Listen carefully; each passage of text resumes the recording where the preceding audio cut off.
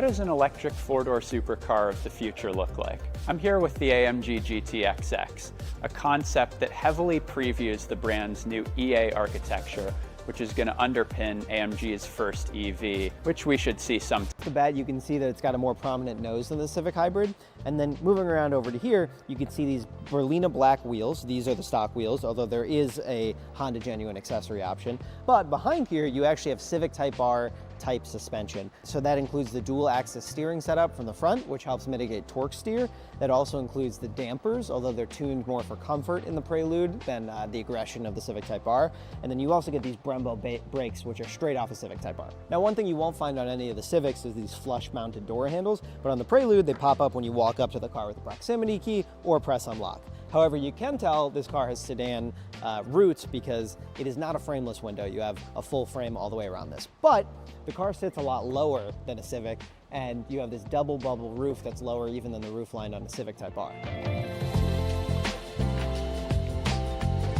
Now around back, you get this sleek and tidy design. You get Honda block letters here, this sort of retro style Prelude logo, which kind of alludes to the fact that this is a 6th generation product. But all the other 5 old Preludes, which we'll show you right here, are actually coupes. This, on the other hand, is a liftback. So when you open it up, you'll see there's no bar here between you and the rear seats.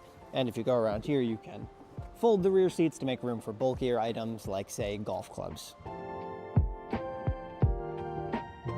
Now let's talk under the hood, and here it really is just a Civic Hybrid. You have a 2.0 liter Atkinson cycle 4-cylinder naturally aspirated engine hooked to a 2-motor hybrid system, creating 200 horsepower and 232 pound-feet of torque. Now it sends that through the 2-motor system, and there is no transmission. Now anyone who's owned a fun Honda will tell you that they're probably a little sad about that no transmission thing. I mean, this company makes some of the best manual transmissions in the world. Now, there's probably not one coming for the Prelude. Honda would not confirm or deny it, but given that it's a 2-motor system in the hybrid system that doesn't have a transmission, I wouldn't expect a real manual. Instead, they give you S+ shifting, which is their take on simulated manual transmission shifting. Now, it's not really a manual, it's more like a dual clutch automatic with these 2 big paddles. So when you press this S+ button, this shifts to being a true tachometer, and then you can shift through the gears as if you're in a dual clutch vehicle. Now, everything else up here is going to be pretty familiar to Civic owners. I mean, the dash, all this stuff is just feels like a high-end Civic. The distinction is these awesome seats, which are specific to the Prelude. They're available in this blue and black combo, or you can get them in a much lighter tone with blue two-tone, and that comes with a houndstooth design that's actually from the old Honda.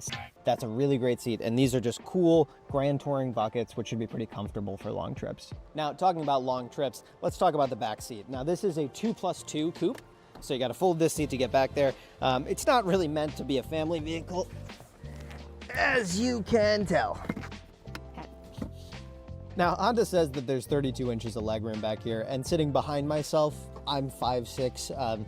I do have room for my legs, but it's really the neck and head situation that's a problem. And given that I'm shorter than average, I would not recommend this to any big adults for long trips. However, if you just need to pick someone up from the airport or something, I'm sure it'll be fine.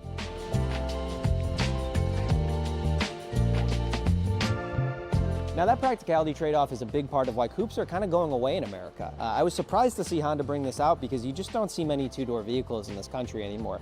I asked the product planner about that, and they said basically, you know, the reason this product exists is to get people excited about Honda's mission to go to electrified future. They're trying to push towards 60% electrified sales in the near future, and between the Prelude and the Prologue, it's clear they're trying to get us excited about what's coming next. That'll be the Honda 0 Series, all of their upcoming EVs. But in the short term, this car should be on sale this fall or by the end of the year. And I'm pretty excited to give it a try.